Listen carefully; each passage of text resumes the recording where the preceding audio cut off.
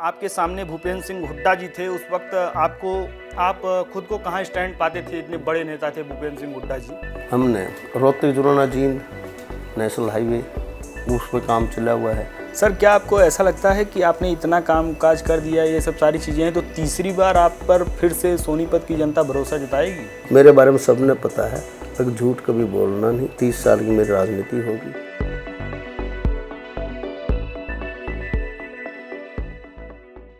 नमस्कार, आप देख रहे हैं एनबीसी हिंदी का खास कार्यक्रम रूबरू। इस कार्यक्रम के जरिए हम आपको एक ऐसी शख्सियत से मुलाकात करवाते हैं जो किसी परिचय का मोहताज नहीं होता। आज हमारे साथ सोनीपत से सांसद रमेश कौशिक जी हैं। सर, आपका बहुत बहुत स्वागत है एनबीसी हिंदी पर। धन्यवाद। सर, 2014 में सोनीपत की जनता ने आपको समर्थन दिया, आपको जनादेश मिला। ऐसा क्या कुछ खास रहा कि 2019 के चुनाव में आपको फिर से सोनीपत की जनता ने जनादेश दिया? इस चुनाव में आपने भूपेंद्र सिंह हुड्डा को हराया। आपके सामने भूपेंद्र सिंह हुड्डा जी थे उस वक्त। आप खुद को कहाँ स्टैंड पाते थे? इतने बड़े नेता थे भूपेंद्र सिंह हुड्डा जी।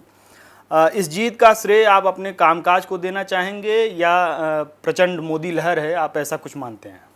2014 में जब हमारी सरकार बनी, उसके बाद हमने विकास का एक नया मॉडल अपनाया है प्रधानमंत्री नरेंद्र मोदी जी के नेतृत्व में।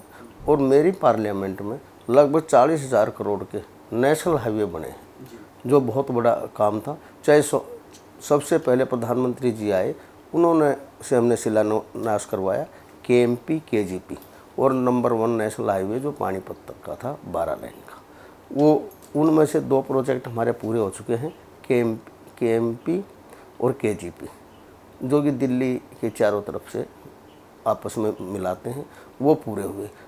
उसके बाद नंबर 1 नेशनल हाईवे का काम अब तेज़ी से चला हुआ है, आने वाले 3-4 महीने में भी पूरा हो जाएगा।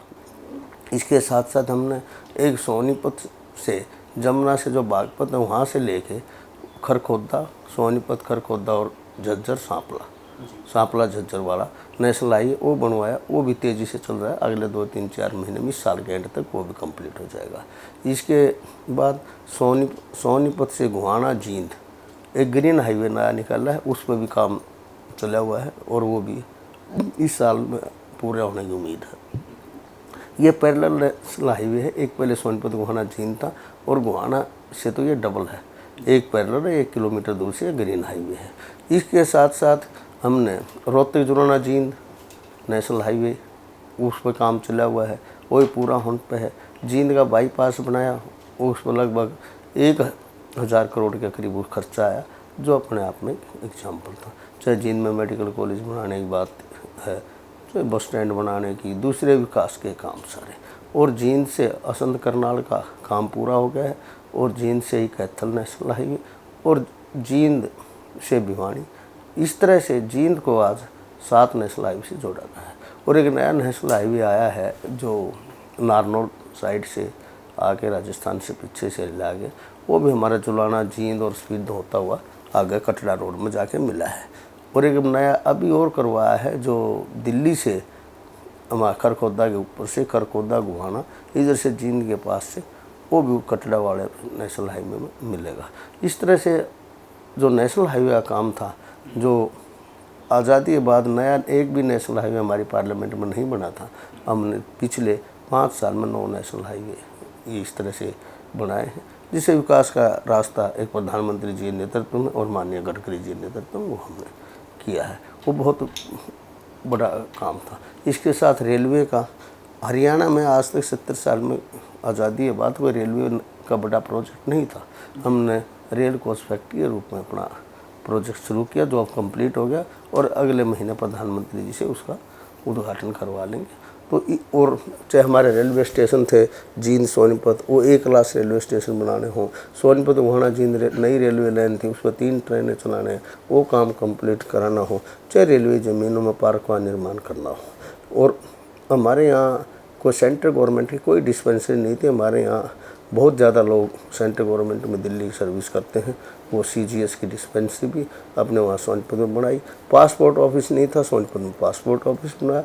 मतलब एक मेंबर पार्लियामेंट का जो काम होता है वो सारा हमने, यानी 2014 से 2019 के बीच में आपने इतना कुछ कर दिया था कि 2019 में आपको ज़्यादा कुछ करना नहीं था। तो लोगों ने पूरा साथ प्यार दिया, हमारी सरकार ने भी काम किया और प्रधानमंत्री जी की जो छवि है उसका फायदा भी हम सबको मिला।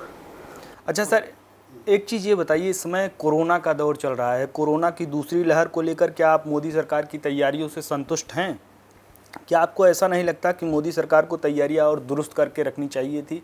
जो 1 साल पहले हमारे सामने स्थितियां थी, 1 साल पहले ही हम आगाह हो गए थे सारी चीज़ों से कि कोरोना है, अब हमने कोरोना में कोरोना है, ये सब सारी चीज़ें। तो इसमें कहीं ना कहीं ऐसा नहीं लग रहा है कि पहली लहर में आप अगर देखेंगे तो दुनिया के और जो बड़े देश हैं, चाहे अमेरिका की बात की जाए, चाहे चीन की बात की जाए, ये देश उस समय बैकफुट पर थे पूरी तरह से।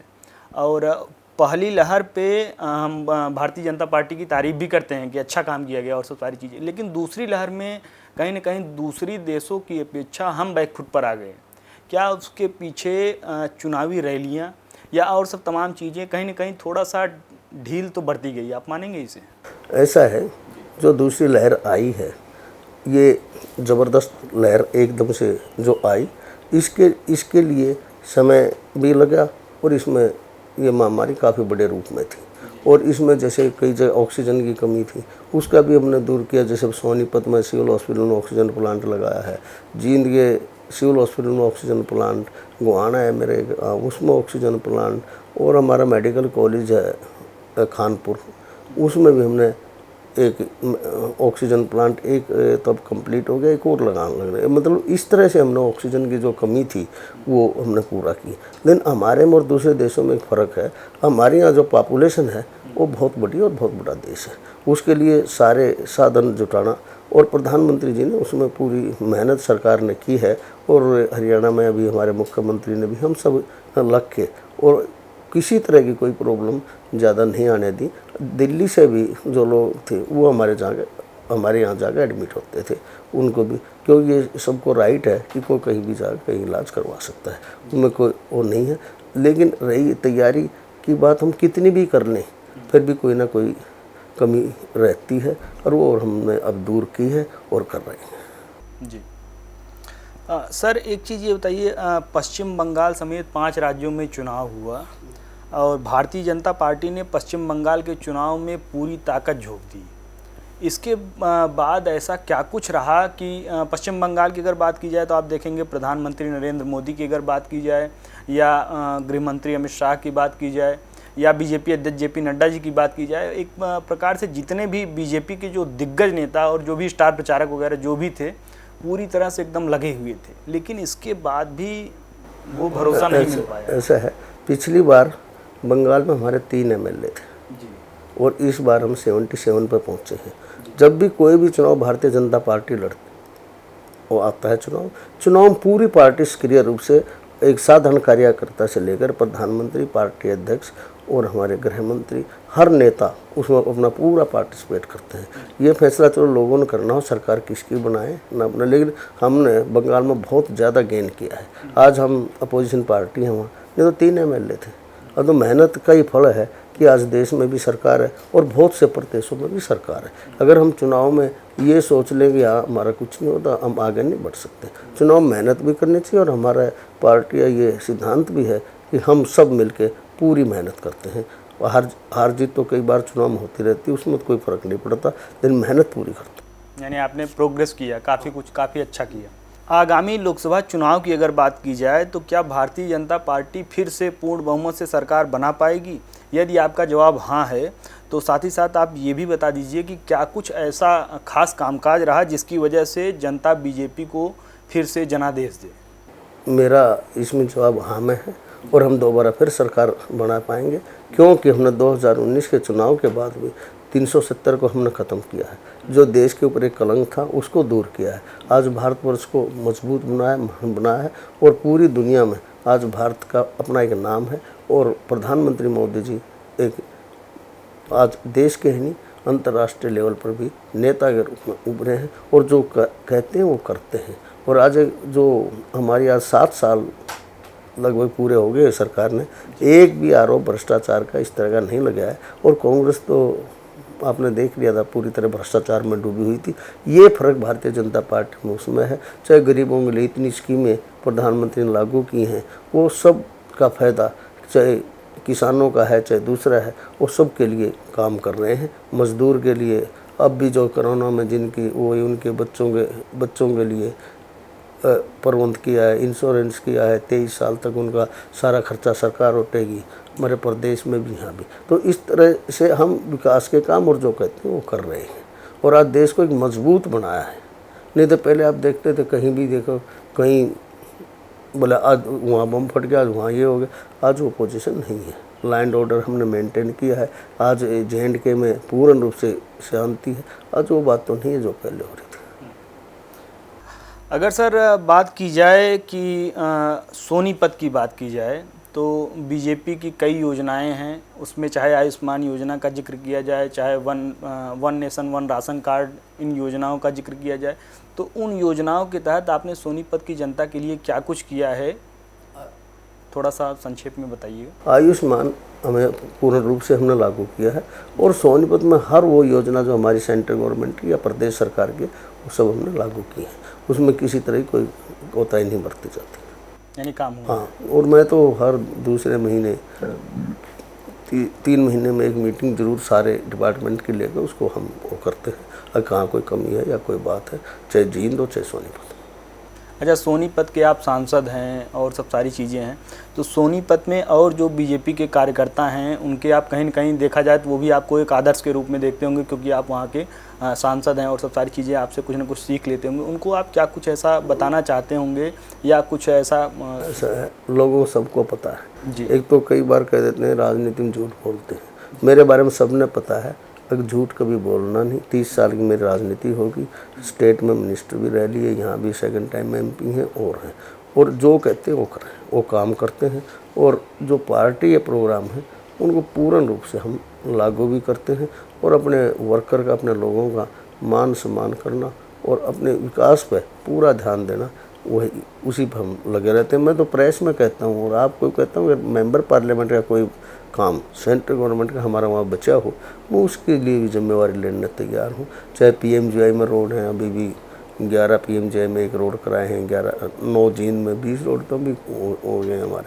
और तो रोडा का काम हमने, जो गांव के रोड थे वो भी एक किस्म से डबल किए, जो सिंगल रोड होते थे। और तो ये सारा हमने, उनका पीने पानी की समस्या है वो दूर की है। एजुकेशन हब बनाया है सोनीपत को और सोनीपत आज पूरी तरक्की से किया हुआ है। और एक रैपिड ट्रेन का भी हमारा हुआ है, जो दिल्ली से पानीपत अब तो करनाल तक कर दिया वो भी काम पूरा हो जाएगा। और एक KMP के साथ साथ भी एक ट्रेन जो पलवल से कुंडली हम मिला देंगे और उसका भी काम इस साल में शुरू करने का। सर, क्या आपको ऐसा लगता है कि आपने इतना काम काज कर दिया, ये सब सारी चीज़ें हैं, तो तीसरी बार आप पर फिर से सोनीपत की जनता भरोसा जताएगी? आपको आपके कामकाज के आधार पर कुछ न कुछ आकलन तो हो ही गया होगा कि अगली बार फिर से हम जनता हमारा लगातार साथ दे हैं और लगातार मेरे 4 चुनाव हो गए, कैसे भी लड़े हर चुनाव में जीत सोनीपत देते हैं। सोनीपत के लोगों का प्यार हमें बहुत है और जींद भी मेरी पार्लियामेंट में उनका भी बहुत ज़्यादा प्यार हमें हर समय मिलता है। जी। NBC हिंदी को अपना कीमती समय देने के लिए बहुत बहुत धन्यवाद। धन्यवाद, थैंक यू। तो ये थे हमारे साथ सोनीपत के सांसद रमेश कौशिक जी। अगले हफ्ते हम आपको फिर एक ऐसी ही शख्सियत से रूबरू करवाएंगे जो किसी परिचय का मोहताज नहीं होगा। देश और दुनिया की तमाम बड़ी खबरों के लिए जुड़े रहिए हमारे साथ, देखते रहिए NBC हिंदी।